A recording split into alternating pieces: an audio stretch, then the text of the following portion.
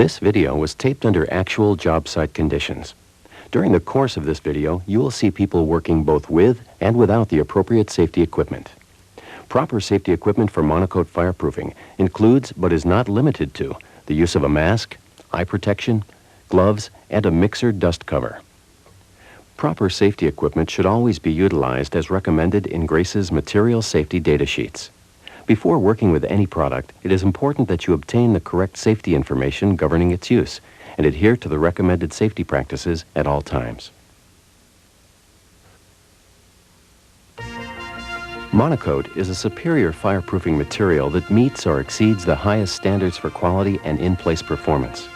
Manufactured by Grace Construction Products, Monocoat fireproofing meets all durability standards in the fireproofing industry, including air erosion, bond strength, and impact and abrasion resistance. Application of Monocoat type MK6 calls for the use of Monocoat accelerator, which increases yield and lowers in-place cost. This video will introduce you to Monocoat 6 application procedures. It includes pre-job planning, pump station setup, mixing, conveying, spraying, cleanup, and washout procedures. There are several basic issues that must be settled with the general contractor before a job starts. Try to select a permanent pump location in an area with good drainage. Make sure there is access for material delivery as well as a protected area for storage. Arrangements for proper heat and ventilation should be made. Be certain you will have access to clean water with sufficient volume and pressure, adequate electrical service, and a suitable area for washout. The building itself must be suitably prepared for fireproofing. All surfaces must be free of oil, paints and primers, loose mill scale, dirt, or other substances which may impair adhesion to the substrate. Primed surfaces need particular attention, and pre-job bond testing is strongly recommended. Coordinate the application schedule so that you're on the floor as soon as possible after the concrete is poured and before other trades begin their work. Working around obstacles such as hanging pipes and ducts, stacked wallboard and boxes severely hampers production and increases labor costs. Before fireproofing, the roof system must be complete and watertight. Roof traffic must cease during application until the fireproofing is completely dry. Tarps are often needed for overspray protection, wind reduction during spraying, and for protection of interior surfaces. Begin equipment setup by placing the pump in position. Place the mixer over the pump hopper. Conventional paddle mixers should be able to rotate into the complete dump position. Construct a sturdy work platform at a height that makes the mixerman's waist even with the top of the mixer. The platform should be large enough to move around on easily with room for a small supply of Monocoat. The entire pump station should be well covered. Material storage should be close enough for easy access and should be well protected from the weather. Grace has developed an injection system that introduces an accelerator solution into the flow of Monocoat at the nozzle. A reaction between the accelerator and Monocoat causes the material to swell as it leaves the nozzle. Therefore, injection greatly increases yield and coverage. Accelerator also flash sets the Monocoat, allowing a second pass to be applied within 15 minutes. The mixing process is the starting point for efficient Monocoat application. The target mixer density range for Monocoat 6 is 41 to 45 pounds per cubic foot. This is usually achieved by using 8.5 to 9.5 gallons of water per bag of Monocoat. With conventional paddle mixers, mix for about 1.5 minutes at approximately 35 to 40 mixer RPM. Use a water meter to assure consistent batches. The mechanical inline meter and the timed sump pump are the two most popular types. The inside of the mixer should be kept free of dry material clumps that can clog pump balls and seats. Do this by allowing the mixer blades to turn while adding the water. Using a washdown hose to spray the mixer blades and sides of the pump hopper prevents dry material buildup as well. A number of continuous mixers are available. They require only the addition of dry material. They add water and mix material automatically, producing a consistent mix. The continuous mixer blade should be capable of achieving the target mixer density of 41 to 45 PCF at 8.5 to 9.5 gallons per bag. The pump is the heart of every monocoat operation. There are several high production modifications that can be made to mechanical pumps. A variety of hydraulic pumps are also available to the fireproofing industry. The optimum high production conveying system starts with a 3-inch pump manifold. It should be equipped with a safety blowout plug and a pressure relief valve. Install a ball valve between the manifold and surge hose. Connect the surge hose to the standpipe for long horizontal or vertical runs. Reduce the standpipe to a 2-inch high pressure plaster hose. The last two sections should be a 1.5-inch hose reduced to a 1.25-inch whip hose. Then attach the nozzle. The orifice should be as large as possible while still obtaining a good spray pattern. A 9/16 or 5/8-inch orifice is best for most applications.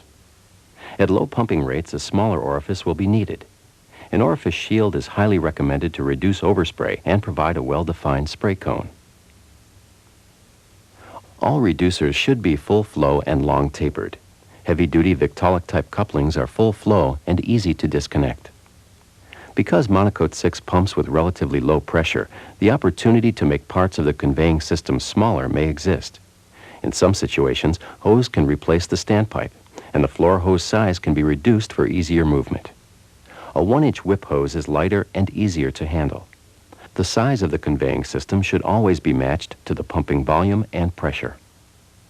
All scaffolding should comply with local safety regulations and be equipped with waist-high railings and large wheels for easy movement.